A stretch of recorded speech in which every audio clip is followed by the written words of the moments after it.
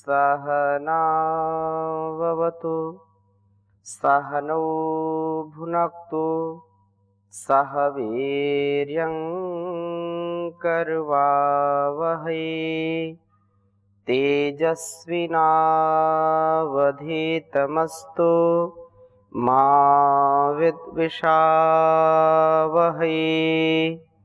ओम शांति शांति शांति। वैदिक जीवन पद्धति के अंतर्गत हम निरंतरता से स्वाध्याय कर रहे हैं वेदोक्त वाणी व्यवहार। वाणी की बहुत बड़ी महिमा है। हमारे सब ऋषि ऋषिकाओं ने, सभी वीर वीरांगनाओं ने, महापुरुषों ने अपने वाणी व्यवहार के आधार पर इस सारे संसार का उद्धार किया है। अपने पौरुष का, अपने सामर्थ्य का, पराक्रम का प्रदर्शन किया है। मनुष्य जीवन में अगर वाणी व्यवस्थित है तो जीवन हमारा व्यवस्थित होगा, और वाणी का दोष यदि आ जाता है तो घर परिवार भी दुखी रहता है, संसार भी दुखी हो जाता है। व्यक्ति से 100 व्यक्ति हो और 100 व्यक्तियों में यदि कोई एक व्यक्ति भी वाणी के व्यवहार में परिपक्व नहीं है, वाणी का महत्व नहीं समझता है, वो अशांति फैला देगा। 99 लोग अशांति का अनुभव करेंगे। एक की वाणी से 100 नहीं, 1000 नहीं, लाखों करोड़ों लोगों को दुख मिलता है, कष्ट मिलता है। जितना बड़ा व्यक्तित्व है, जितना बड़ा उसका सामर्थ्य है, उतनी ही हानि हो जाती है। एक शब्द राष्ट्रीय स्तर पर कोई बोलता है, जो राष्ट्रीय या वैश्विक नेतृत्व करने वाला है, तो वह अपने आप को जब नियंत्रण नहीं कर पाता, अपनी वाणी को नियंत्रण नहीं कर पाता, तो हजारों लाखों लोगों को, करोड़ों लोगों को वो दुख दे देता है और सुख भी देता है। तो हमको अपनी वाणी का सदुपयोग करना चाहिए। आज हम स्वाध्याय करेंगे ऋग्वेद के 10वें मंडल के 125वें सूक्त का, जिसका ऋषि वागाम्भृणी है और देवता वागाम्भृणी भी है। विराट त्रिष्टुप छंद है, स्वर दैवत है। जो इस महान जीवन को जीना चाहते हैं तो वाग अम्भृणी, अम्भृण महान नाम, महान जीवन जीने वालों के लिए महत्वपूर्ण वाणी व उद्घोषणा की गई है वाणी की ओर से, जो वाक शक्ति है। तो स्वयं वाणी की जो शक्ति है वो स्वयं इसका बखान कर रही है कि वाणी का कितना बड़ा सामर्थ्य है। तो प्रथम वेद मंत्र आपके समक्ष लिखता हूं, फिर चर्चा करता हूं। ओम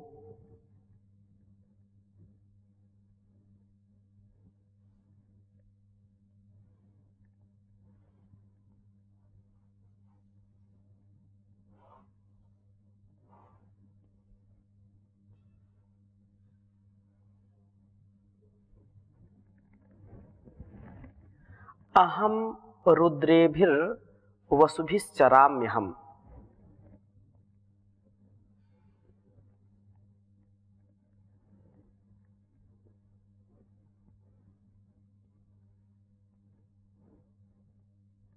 अहम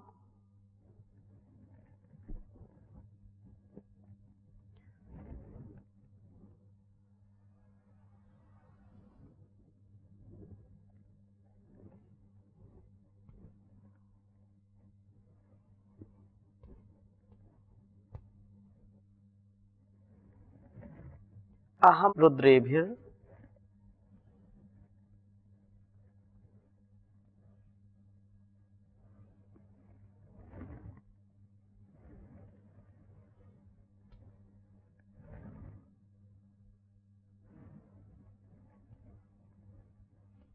वसुभिः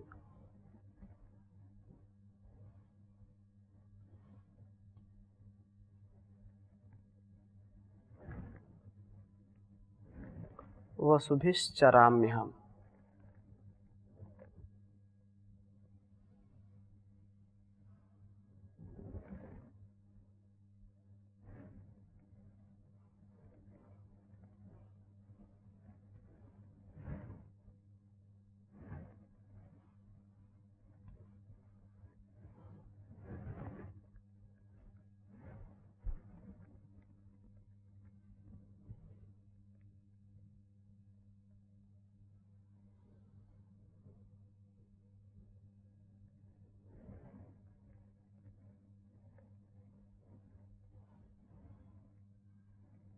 वसुभिश्चराम्यहम् आदित्यैरुत।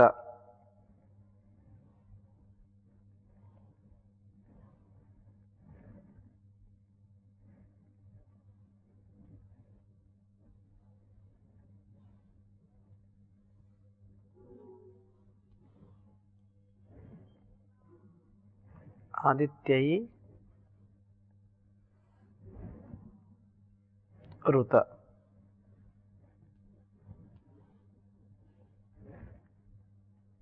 विश्वदेवैः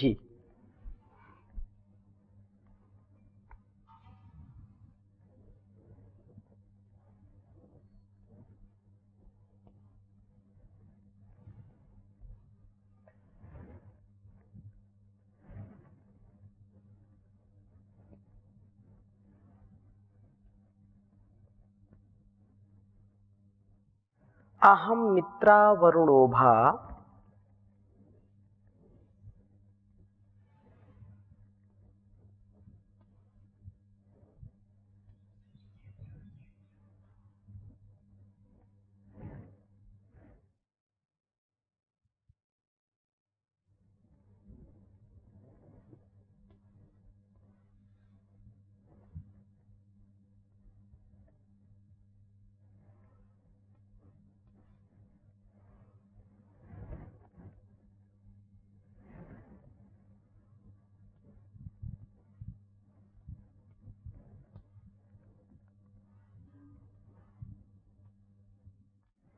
अहं मित्रावरुणोभा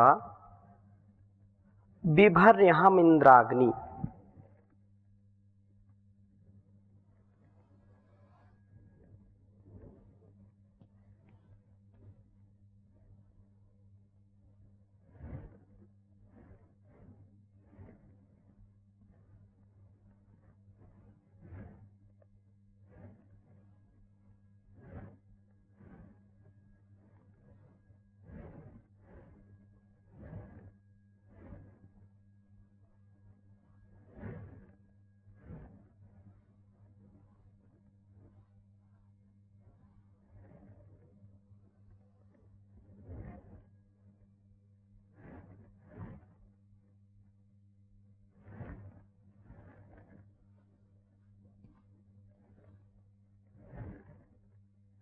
इंद्राग्नि।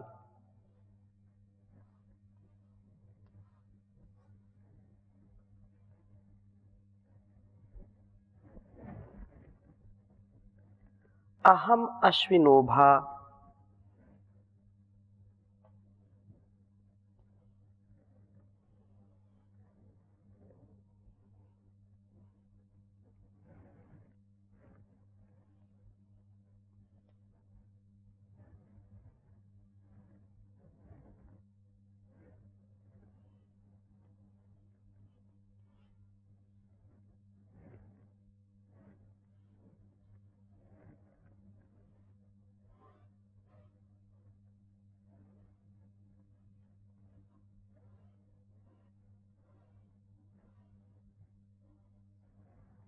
अहम अश्विनोभा।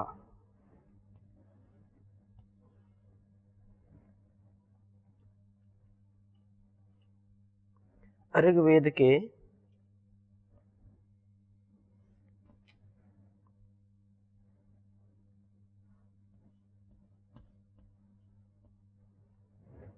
10वें मंडल का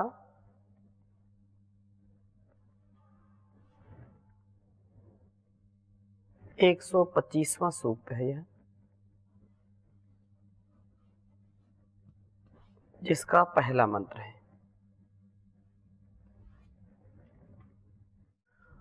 ओम अहम रुद्रेभिर्वसुभिश्चराम्यहम आदित्यैरुत विश्वदेवैः अहम मित्रा वरुणो भा बिभर्यहमिन्द्राग्नि अहमश्विनो भा। ओम अहम रुद्रेभिर्वसुभिश्चराम्यहमादित्यैरुत विश्वदेवैः अहम मित्रा वरुणो भा बिभर्यहम इंद्राग्नि अहमश्विनो भा। बहुत ही सुंदर यह वेद मंत्र है। और वाणी का क्या सामर्थ्य है, जो वाक शक्ति है वह उद्घोषणा कर रही है, वह हमको सजग कर रही है, सावधान कर रही है। प्रभु कहते हैं कि अहम, मैं रुद्रेभी वसुभी चरामी, रुद्रों और वसुओं के साथ गति करता हूँ। अहम, मैं आदित्य ही, आदित्यों के साथ उत और विश्वदेवै ही, सब देवों के साथ गति करता हूँ। जब कोई उपासक मुझे प्राप्त करता है तो इन देवों को भी प्राप्त करता है, अथवा इन देवों को प्राप्त करने का प्रयत्न करता है, वही मुझे प्राप्त करता है। देवों को प्राप्त करने वाला ही तो परम देव की प्राप्ति का अधिकारी होता है। अहम, मैं मित्रा वरुणा उभा, मित्र और वरुण इन दोनों को विभवी धारण करता हूँ। अहम, मैं ही इंद्राग्नि, इंद्र और अग्नि को धारण करता हूँ। मैं उभा अश्विना, दोनों अश्विनों जो अश्विनी देव हैं उनको धारण करता हूँ। मित्र और वरुण, स्नेह और निर्देशता के जो देवता हैं। इंद्र और वसु, अग्नि जो है शक्ति व प्रकाश के प्रतीक हैं। जो अश्विनों, प्राण अपान है। इस प्रकार से 11 रुद्र, 8 वसु, 12 आदित्यों के साथ 2 मित्र वरुण अथवा इंद्राग्नि व अश्विनों मिलकर के 33 प्रकार के जो देवता हैं, 33 कोटि जो है देवता कहलाते हैं, वो प्रभु हमारे अंदर ही स्थापित होते हैं। हम अपने वाणी व्यवहार से, अपने कृतित्व से, व्यक्तित्व से, अपने सामर्थ्य से युक्त होकर के जब इस वाणी का सदुपयोग करते हैं तो हमको ये शक्तिशाली बना देती है। हमारे जीवन और जगत का कल्याण करने के लिए अत्यंत ही महनीय यह ज्ञान है, जिसका जीवन और वह जो गुरुओं से, माता पिता से, ऋषियों से जो मिलता है, वह जो धारण कर लेता है वह नर से नारायण बन जाता है। इसी बात को यहाँ पर इस पूरे सूक्त में जो है प्रदर्शित किया गया है। जो है महान नाम में भी यह वाणी का प्रयोग किया गया है। और इस सूक्त में तो वाणी का तो व्यवहार है, लेकिन महान परमात्मा की भी हम अनुभूति कर पाएं, तो जिन्हें वह दिव्य शक्ति या वाणी की शक्ति कार्य में लगाती है तो उनका जीवन अत्यंत ही महनीय हो जाता है। और कहा है कि मैं रुद्रों में और संपूर्ण इस जीवन जगत में कल्याण को प्रदान करने वाली हूँ। तो ये जो वेद मंत्र है तो उसको समझने का हम प्रयत्न कर रहे हैं, क्योंकि बिना इसके जीवन चल नहीं सकता है। और पूरे सूक्त में जो वाणी का बखान किया है, अहम राष्ट्रीय संगमनी वसूनाम, अहम सोम अहम अनसम विभर्यम अहम, तो ये जो देवताओं का अर्थात देवत्व से युक्त होने का जो एक सबसे बड़ा लक्षण है, सबसे बड़ा जो गुण है, वो है हमारे वाणी में मधुरता, हमारी वाणी में पवित्रता, और हमारी वाणी ही हमारे व्यक्तित्व को, कृतित्व को आगे बढ़ाती है।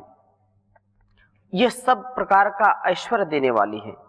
जो व्यक्ति इस वाणी का सदुपयोग करता है वह निसंदेह उत्तम से उत्तम जीवन को जी पाता है। इसमें 5वें मंत्र में बहुत सुंदर बात कही है कि अहमेव स्वयं इदम वदामि जुष्टम देवेभिरुत मानुषेभिः यम कामये तम तम उग्रम कृणोमि तम ब्रह्माणम तम ऋषिम तम सुमेधाम। जो देखने वाले, केवल जो श्वासोच्छ्वास लेने वाले, सुनने वाले सभी प्रभु से ही अन्न को प्राप्त करते हैं। मनन रहित भोग साधन जो संसार के भोग रोग में फंस जाते हैं, जो भोग वृत्ति वाले हैं, वो पुरुषों को, उन मनुष्यों को कभी सुख शांति नहीं मिलती है। जो प्रभु के बताए गए मार्ग पर चलते हैं उन्हीं को ही सब प्रकार की यश, कीर्ति, सुख, संपत्ति मिलती है। तो यहाँ कहा है कि मैं उसी को स्पष्ट कर रहा हूं कि अहम एव, मैं ही स्वयं अपने आप इदम, इस ज्ञान को उच्चारित करता हूं। प्रभु की ओर से यह संकेत हमको मिल रहा है कि मैं ही इस ज्ञान को, इस सामर्थ्य को मैं ही प्रकट करता हूं, मैं ही बोलता हूं, उच्चारित करता हूं। जो ज्ञान देवे भी जुष्टम, देवताओं के जो है द्वारा या देवताओं से प्रीति पूर्वक सेवित होता है, उत और मानुषे भी विचारशील पुरुषों से वह ज्ञान सेवित होता है।